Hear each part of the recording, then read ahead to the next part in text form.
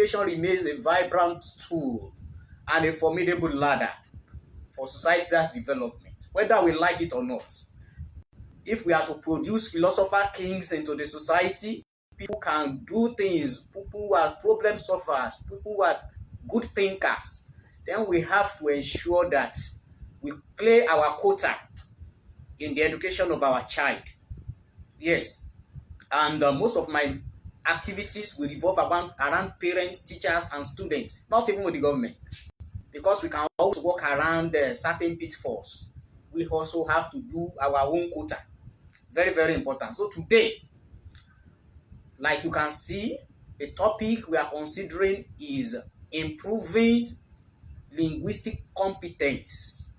Going age today cannot read and write, even in their terminal classes in primary school. Many of them, when even promoted to the GS1 class, some of them cannot read and write. It's a sorry case. And many schools keep on pushing these children, pushing them, thinking that teachers will perform magic. No, it's not the fault of the teacher. So I would just like to talk about what parents need to do, what school administrators need to tell parents that they have to do in order to ensure that the linguistic competence of their child is vibrant. Once your child has a level of linguistic competence, he will be able to perform excellently well academically, because English language by its very nature is the language of education, and there is absolutely nothing we can do about that for now. In other words, we need to explain to ourselves what your child needs to do in order to get the weapon of education, which is English language. Yes, English language is a subject used to write every other subject, be it social studies, be it CRS, be it government, be it mathematics. Even in mathematics, at times we're talking about bearing, talking about circle geometry, talking about different topics, variation. There is no way the child, there is no way the child will be able to analyze these questions without adequate knowledge of English language. In other words, what are parents supposed to do? Yes, many parents today, teachers ask them to buy books for their children. They find it very difficult to buy books for their children. That's where the problem comes. You buy books for your child, you buy literature books for your child, you ensure that they read these literature books, as many literature books as possible. That's where linguistic competence comes from. After reading as many literature books as possible, as many comprehension passages as possible, it will go a long way to give them thinking skill. Mental capacity will be developed by virtue of exposure.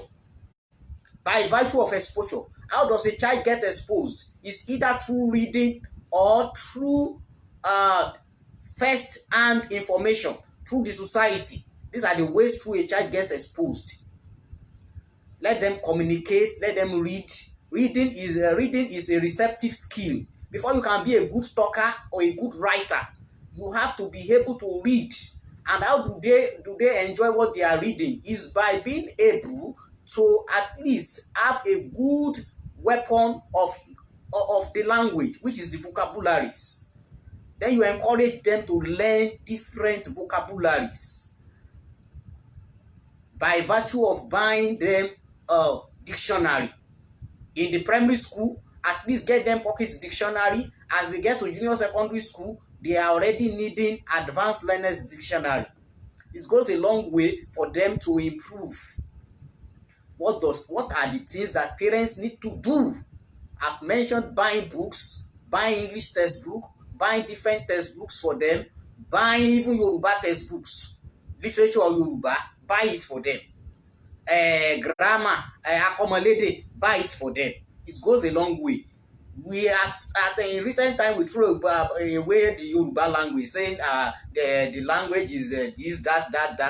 The proper mastery of Yoruba will not affect the mastery of English language.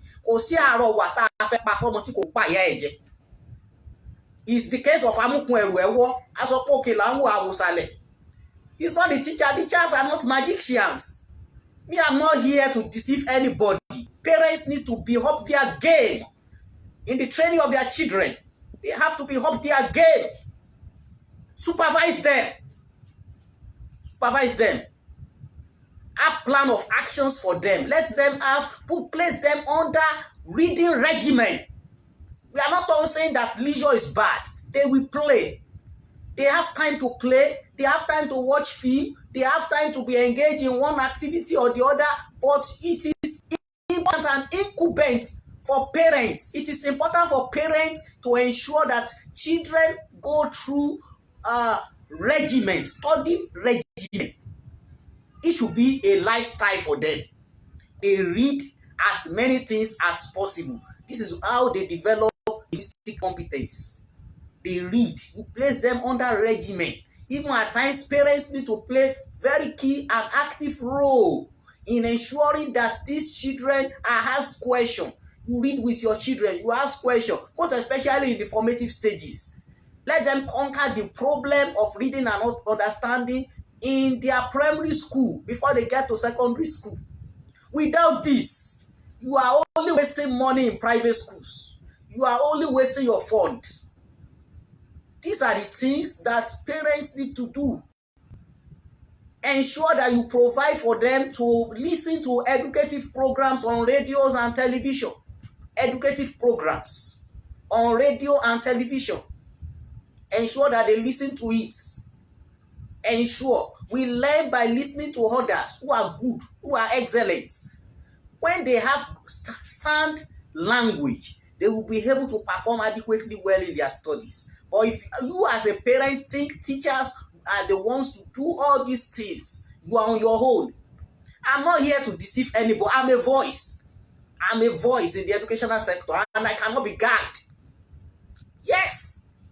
So my interest is to ensure that we have a formidable educational system where parents are well informed, where the child of school going age himself is well informed, where teachers themselves are well informed on the principles, the irrefutable principles that will lead to academic excellence. If we are talking of a better society, we have to advocate for intellectualism. We have to advocate for all-round mental development of the citizenry, which is not only the duty of the teachers, which is not only the duty of the government. Parents have a lot of roles to play because parents, the home by its very nature, is the first, the most immediate, and the soonest agent of socialization. Most of the problems we have today is the problem from home. It's a problem from home. A society where parents don't have time for their children. It's a sorry case. It's a sorry case. A society where parents don't have time for their children and they want teachers to perform wonders. A society where parents don't buy books for their children. It's a sorry case. You are waiting for government to buy books. If government buys books for your children, it's just an additional advantage. It's just an additional advantage. It's a privilege. It's a privilege. You have to get books for your children. And I pray God will provide for you. So it is their right. It's the inalienable right of a child of school-going age to have access to good education. It's an inalienable right. Under that law, right to education to be provided by the parents, who is a key role player, who is a foremost role player before the government comes in. So parents should not shy away from their responsibility. Having paid their school fees, having bought books for them, you should supervise their reading habits. You should not just allow them to have that freedom of being free with leisure, with film, with all these things. It has to be regulated. It has to be regulated. Exposure to social media, exposure to Android phone, exposure to home conveniences and appliances go a long way to distract children of school-going age in their formative stage. I am not here to deceive anybody. So I urge Nigerian community to keep listening to us. We continue to say and talk about principles that will help education. God will help us. So that is the voice. That is what we are trying to say. Parents need to be up their game. You can pay millions and thousands of naira for the education of your child. If it's not well supervised, it will be an effort go down the drain. It will be an effort go down the drain. So we cannot afford to keep producing idiots, fools, buffooneries, and non-entities into the system of the society. And we pray very soon that we have a better society of our dream, where children are well adjusted, where children will be well equipped, where they will be very vast, and where they will be able to perform societal role as needed and as required. Because education by its very nature is to bring out the most desirable quality in the child of school-going age.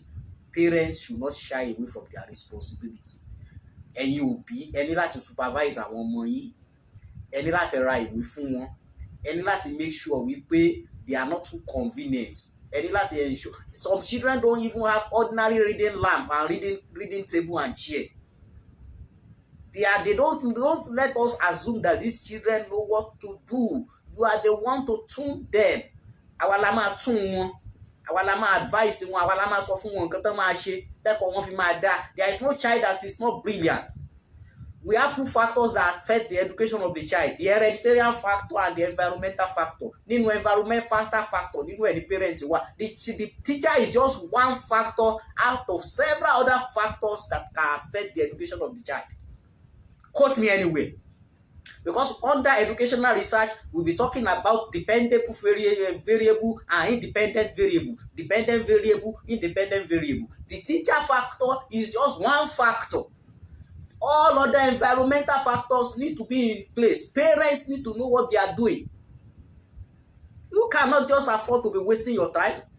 You cannot just afford to be wasting the time of your children. You have to supervise them. You have to supervise them. Let them have regular reading culture. Regular reading culture. Regular reading culture.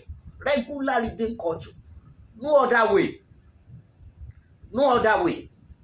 So thank you very much for listening to us.